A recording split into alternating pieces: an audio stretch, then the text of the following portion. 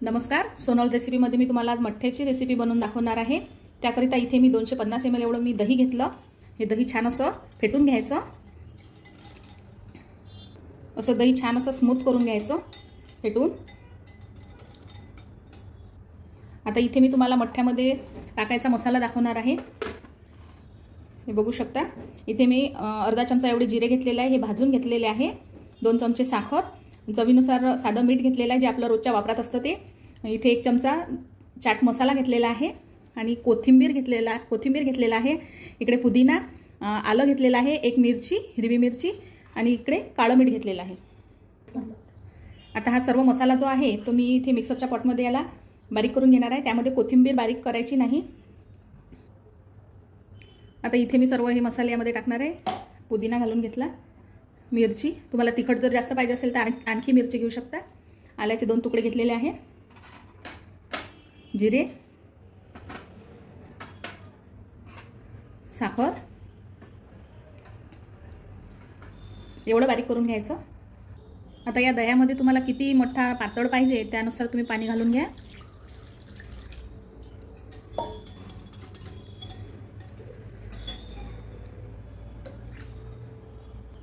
आता इथे चवीनुसार मीठ टाकून घ्यायचं। आपण काळं मीठ सुद्धा इथे वापरलेलं आहे, त्यानुसार इथे मीठ वापरायचं। आणि जो मसाला बारीक करून घेतलेला आहे मिक्सरमध्ये तो असा एखाद्या गाळणीने गाळून घ्यायचा। मी थोडं पाणी घालूनच तो मसाला बारीक करून घेतलेला आहे।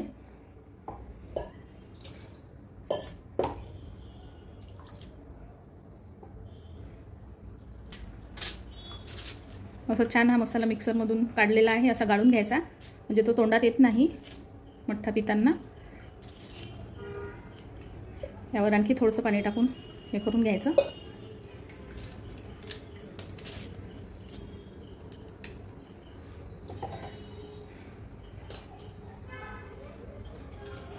तर छान असं मिक्स करून घ्यायचं। यामध्ये मसाल्याचा पूर्ण अर्क यामध्ये उतरलेला आहे। आता इथे चाट मसाला टाकून घ्यायचा।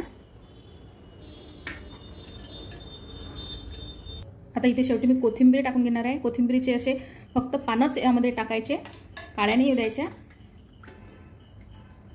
इथे आपला मठ्ठा तयार झालेला आहे। इथे आता आईस क्यूब टाकून घेते मी।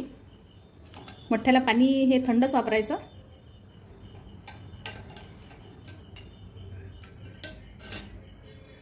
झाला तर आपला मठ्ठा तयार। उन्हाळ्याचे दिवस आहेत, तुम्ही सुद्धा अशा प्रकारचा मठ्ठा ट्राय करून बघा। आवडल्यास लाईक, शेअर आणि सबस्क्राइब करा। धन्यवाद।